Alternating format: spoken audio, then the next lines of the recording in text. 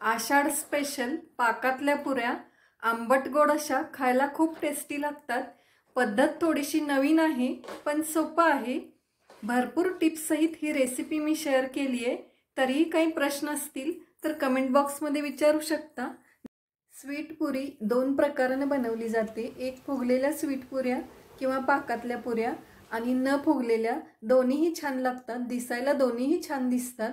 जर न फुगलेल्या करायच्या असतील तर लाटून अर्धा तास किंवा 1 तास असंच ताटामध्ये पसरून ठेवून द्यायचं आहे आणि त्यानंतर मग काटे चमच्यानी थोडंसं प्रेस करून मग तळून घ्यायचे आहेत, म्हणजे त्या पुऱ्या फुगत नाही। भांडं कोणतंही घेऊ शकता। तर त्यामध्ये सुजी घालतीये, प्लेन भरून घ्यायचं आहे। प्लेन भरलं तर 300 ग्रॅम वजन होतं। एकदम बारीक सुजी आहे, 0 साईज कच्ची सुजी घ्यायची न भाजता। 225 ग्रॅम निरसं दूध घालतीये, थोडंसं गरम करून पुन्हा थंड करून घ्यायचं आहे। हे दोन्ही मिक्स करून अर्धा तासासाठी भिजत ठेवायचं आहे। हे परफेक्ट मेजरमेंट आहे, 225 ग्रॅम दूध आणि 300 ग्रॅम सुजी। मैदा घेतीये, या पद्धतीने भरून घ्यायचं आहे। फुल भरून घ्यायचं आहे, फुल भरून घेतलं तर 300 ग्रॅम होतं। याऐवजी गव्हाचं पीठ सुद्धा घेऊ शकता। गव्हाचं पीठ घेतलं तर 2 ते 3 वेळा चाळून घ्यावं लागेल। तर हे सुद्धा मी चाळून घेतीये। 300 ग्रॅम सुजी आणि 300 ग्रॅम मैदा दोन्ही मिळून 600 ग्रॅम होतं। 600 ग्रॅमसाठी 100 ग्रॅम तूप घेतीये। तूप किंवा तेल घ्यायचं आहे।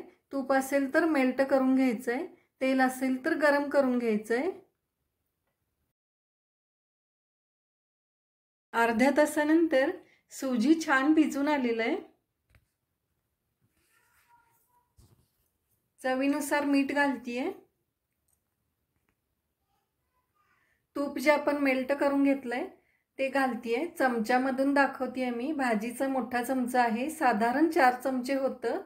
याच्या निम्म्या क्वांटिटीमध्ये जर घ्यायचं असेल 150 ग्रॅम सुजी आणि 150 ग्रॅम मैदा तर 2 चमचे तूप पुरेसं आहे, मोठ्या चमच्याने 2 चमचे।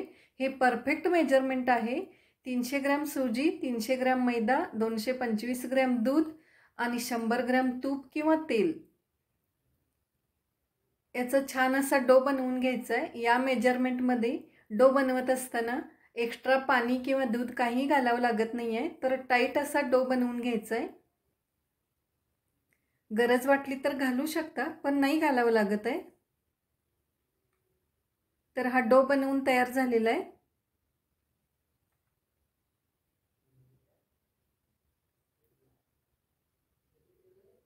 आता आपल्याला शुगर सिरप बनवून घ्यायचं आहे। त्यासाठी मी 500 ग्रॅम साखर घेतली आहे आणि ज्या भांड्यामधून आपण साखर घेत असतो त्याच्या अर्धा भांडं पाणी घालायचं आहे। 1 बाउल जर साखर होत असेल तर अर्धा बाउल पाणी घालायचं आहे। 1 तारी पाक घ्यायचं आहे। तर छान उकळी आली आहे। पाक पाण्यामध्ये टाकल्यानंतर फक्त गोळा व्हायला हवं, म्हणजे 1 तारी पाक येतो। तर हे गोळा झालेला आहे, 1 तारी पाक आलेला आहे। तुम्ही तुमच्या पद्धतीने बघू शकता। 2 लिंबू घेतलेत मीडियम साईजचे।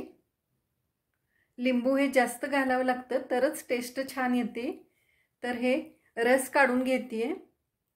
रस सुद्धा मी चमच्यामध्ये घालून दाखवतेय, का तर कधी कधी लिंबूमध्ये रस कमी असतो। तर 1 मोठा चमचा रस घालायचा आहे लिंबूचा, कदाचित 3 सुद्धा घ्यावे लागतील। तर वेलची पूड घालतीये आणि 2 चमचे साजूक तूप घालायचं आहे पाकामध्ये, म्हणजे पाक घट्ट होत नाहीये, शेवटपर्यंत आहे असंच राहतं। आता आपल्याला छोट्या छोट्या साईजच्या पुऱ्या लाटून घ्यायच्या आहेत।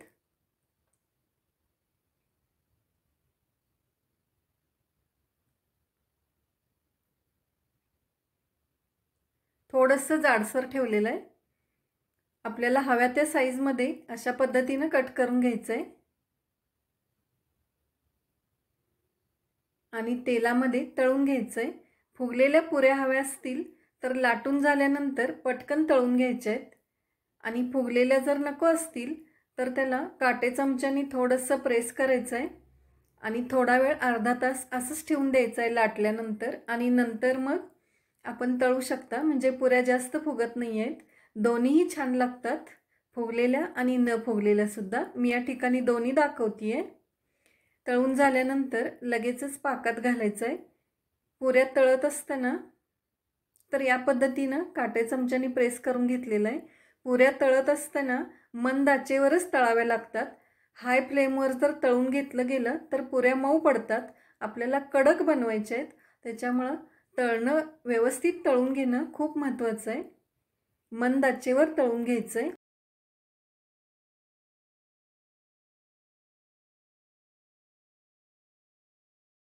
दिसायला छान, खायला छान, एकदम खुसखुशीत अशा स्वीट पुऱ्या किंवा पाकातल्या पुऱ्या तयार झालेल्या आहेत. लिंबू जास्त घातल्यामुळं आंबट गोड टेस्ट येते. एकदा नक्की ट्राय करून बघा. रेसिपी आवडली तर लाईक करा, शेअर करा, सबस्क्राईब